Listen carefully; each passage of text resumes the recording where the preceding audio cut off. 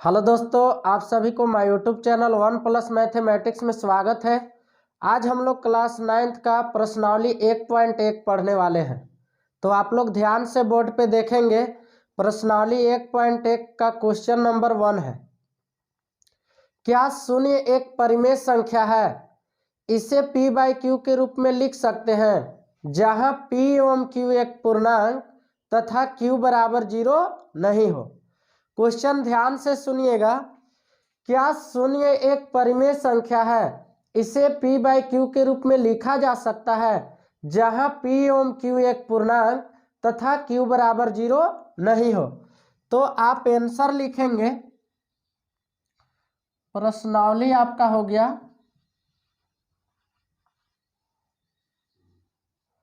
1.1।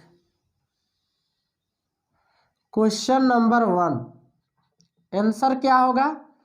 तो आंसर में लिखेंगे कि हाँ, शून्य एक परिमेय संख्या है। शून्य एक परिमेय संख्या है।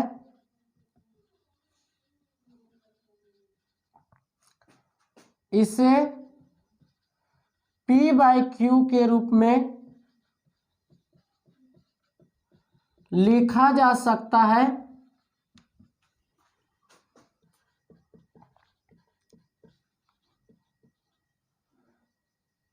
जहां p एवं q एक पूर्णांक तथा q = 0 हो। ध्यान दीजिएगा, आपसे क्वेश्चन क्या पूछा था कि क्या शून्य एक परिमेय संख्या है? इसे p/q के रूप में लिख सकते हैं, जहां p एवं q एक पूर्णांक तथा q = 0 हो। तो आप आंसर क्या लिखेगा कि हाँ, शून्य एक परिमेय संख्या है। इसे p/q के रूप में लिखा जा सकता है, जहां p एवं q एक पूर्णांक तथा q बराबर 0 नहीं हो। अब देखिएगा, ऐसा क्यों लिख सकते हैं? क्योंकि शून्य भी एक परिमेय संख्या है। हम लोग पढ़े थे, जैसे प्राकृतिक संख्या के बारे में पढ़े थे, पूर्ण संख्या के बारे में पढ़े थे, और परिमेय संख्या किसे कहते हैं? तो वह संख्या जिसे p/q के रूप में लिखा जा सके, जहां p एवं q एक पूर्णांक तथा q बराबर 0 नहीं हो। वह संख्या जिसे p/q के रूप में लिखा जा सके, जहां p एवं q एक पूर्णांक तथा q बराबर 0 नहीं हो, परिमेय संख्या कहलाता है। इसमें जो है सभी प्राकृतिक संख्या शामिल है, सभी पूर्ण संख्या शामिल है, सभी पूर्णांक संख्या शामिल है। तो जब परिमेय संख्या में ये सभी संख्याएं शामिल है, तो पूर्ण संख्या 0 से स्टार्ट होता है, और 0 भी, पूर्ण संख्या भी इसमें शामिल है, इसलिए 0 भी एक परिमेय संख्या हुआ। इसीलिए हम लोग आंसर में इसका ऐसा लिख सकते हैं कि हाँ, शून्य एक परिमेय संख्या है। इसे p/q के रूप में लिखा जा सकता है, जहां p एवं q एक पूर्णांक तथा q = 0 हो। देखिएगा, जैसे में आप लिख सकते हैं 0/1, 0/2, 0/3, 0/4 ... etc। आपका दूसरा क्वेश्चन है,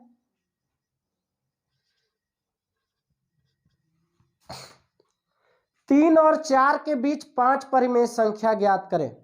3 और 4 के बीच 5 परिमेय संख्या ज्ञात करें। बहुत ही आसानी से बनेगा। आप लिख लेंगे सॉल्यूशन। 3 बराबर आप क्या लिख सकते हैं? तो चाहे तो आप 3 गुने 6/6 लिख सकते हैं, यानी कि 3 ही लिख रहे हैं, जितना से गुना कर रहे हैं उतना ही से भाग कर रहे हैं। ध्यान दीजिएगा, तो ये 3 के ही बराबर है। इक्वल टू क्या लिख सकते हैं? 18/6। दूसरा था 4 बराबर आप लिख सकते हैं 4 गुने 6/6, यानी 24/6। यानी 4 लिखे या 24/6 लिखे, दोनों का वैल्यू एक समान होगा। 3 लिखे या 18/6 लिखे, लेकिन ऐसा लिखेंगे क्यों?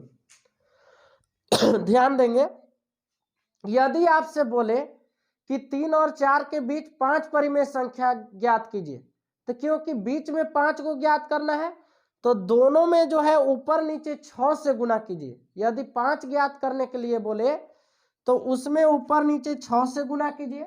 अगर 6 को ज्ञात करने के लिए बोलता तो ऊपर नीचे दोनों में 7 से गुना करते। अगर 7 को ज्ञात करने के लिए बोलेगा तो 8 से गुना करेंगे। 9 को ज्ञात करने के लिए बोलेगा तो 10 से ऊपर नीचे गुना करेंगे।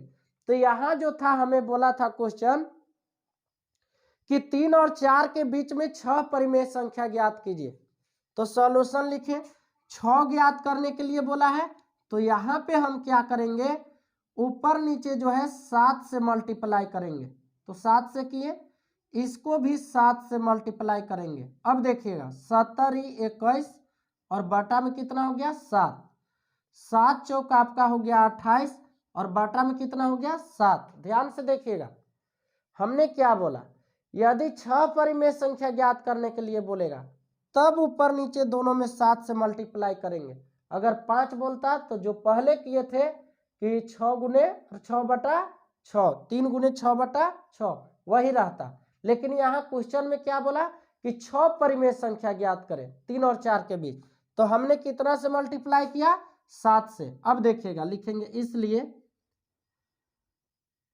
3 एवं 4 के बीच 6 परिमेय संख्या बराबर 21 के बाद क्या आएगा 22 बटा 7, 23 बटा 7, 24 बटा 7, 25 बटा 7, 26 बटा 7 और 27 बटा 7। यही जो है आपका कितना हो गया आंसर। देखिएगा 3 और 3 6। हमें क्या बोला था 3 और 4 के बीच 6 परिमेय संख्या ज्ञात करने के लिए। तो हम लोग जो है 3 और 4 में दोनों में ऊपर नीचे कितना से गुना कर दिए 7 से, यानी कि जितना से गुना किए उतना ही से भाग कर दिए। तो इसमें कोई अंतर रहा नहीं, यानी 17 21 और इस 7 चौक 28। 3 और 4 के बीच 6 परिमेय संख्या क्या हो गया 22 बटा 7, 23 बटा 7, 24 बटा 7, 25 बटा 7, 26 बटा 7, 27 बटा 7। तो ये जो है क्वेश्चन नंबर 2 का आपका आंसर हो गया। आप लोग स्क्रीनशॉट ले लेंगे। अब हम लोग क्वेश्चन नंबर 3 सॉल्व करेंगे, इसे इरेज कर लेते हैं। क्वेश्चन नंबर 3 आपका है कि 3 बटा 5 एवं 4 बटा 5 के बीच 5 परिमेय संख्या ज्ञात करें। आप लोग को हमने पिछले क्वेश्चन में क्या बताया था, ये बताया था कि अगर 5 ज्ञात करने के लिए बोलेगा बीच में 5 परिमेय संख्या तो उसको 6 से ऊपर नीचे मल्टीप्लाई करेंगे, हर भी 6 और अंश भी 6 से मल्टीप्लाई करेंगे। अगर 6 बोलेगा तो 7 से मल्टीप्लाई करेंगे ऊपर नीचे। लेकिन इसमें क्या बोला है 5 बोला है तो हम लोग इसमें 6 से मल्टीप्लाई करेंगे। आपको क्या बोला है कि 3 बटा 5 और 4 बटा 5 के बीच 6 परिमेय संख्या ज्ञात करें, सॉरी 5 परिमेय संख्या ज्ञात करें। तो यहाँ सॉल्यूशन लिख लेंगे। 3 बटा 5 इक्वल टू लिख सकते हैं 3 बटा 5 गुने 6 बटा 6। क्यों 6 से मल्टीप्लाई कर रहे हैं, क्योंकि 5 परिमेय संख्या ज्ञात करने के लिए बोला है। ये 18 बटा 30 हो जाएगा। और दूसरा है 4 बटा 5 इक्वल टू 4 बटा 5 गुने 6 बटा 6, ये हो जाएगा आपका 24 बटा 30। इसलिए 3 बटा 5 एवं 4 बटा 5 के बीच 5 परिमेय संख्या बराबर 5 परिमेय संख्या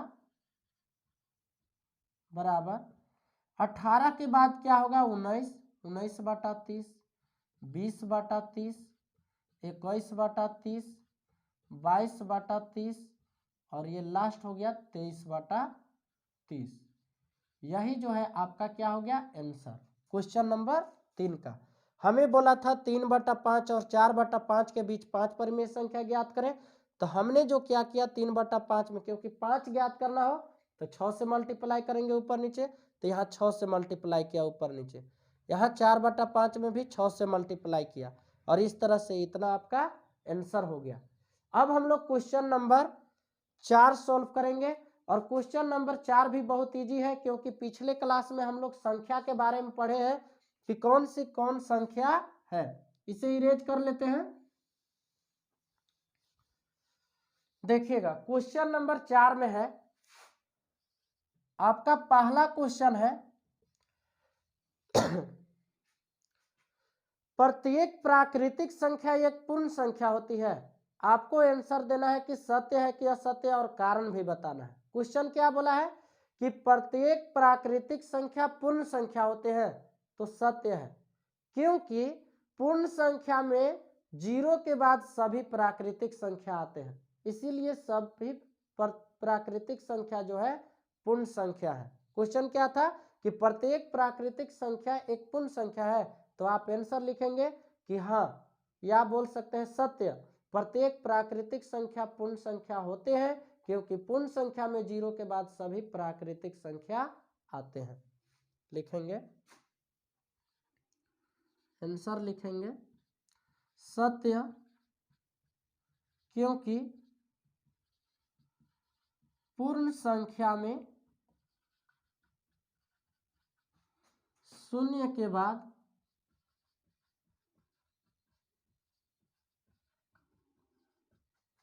सभी प्राकृतिक संख्या आते हैं। ये आपका आंसर हो गया पहला का। क्वेश्चन क्या था कि क्या सभी प्राकृतिक संख्या पूर्ण संख्या होते हैं, तो हाँ, सभी प्राकृतिक संख्या पूर्ण संख्या होते हैं, क्योंकि पूर्ण संख्या के संग्रह में 0 के बाद सभी जो है प्राकृतिक संख्या आते हैं। दूसरा क्वेश्चन है आपका, प्रत्येक पूर्णांक एक पूर्ण संख्या होती है, तो आंसर लिखेंगे असत्य। प्रत्येक पूर्णांक पूर्ण संख्या नहीं होती है, क्योंकि -3 एक पूर्णांक है, लेकिन पूर्ण संख्या नहीं, पूर्ण संख्या नहीं है। ये आपका आंसर हो गया। क्यों? देखिए, पूर्णांक संख्या धनात्मक भी हो सकता है और ऋणात्मक भी हो सकता है, लेकिन पूर्ण संख्या ओनली धनात्मक होता है, इसीलिए सभी पूर्णांक पूर्ण संख्या नहीं हो सकते हैं। -3 एक पूर्णांक है, लेकिन पूर्ण नहीं है। उसी प्रकार से आप उदाहरण दे सकते हैं कि -2 एक पूर्णांक है, लेकिन पूर्ण नहीं है। -5 एक पूर्णांक है, लेकिन पूर्ण नहीं है। अगला क्वेश्चन देखिएगा,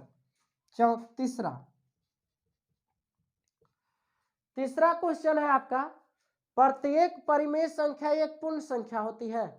असत्य, क्योंकि पूर्ण संख्या 0, 1, 2, 3, 4 डॉट डॉट डॉट होता है।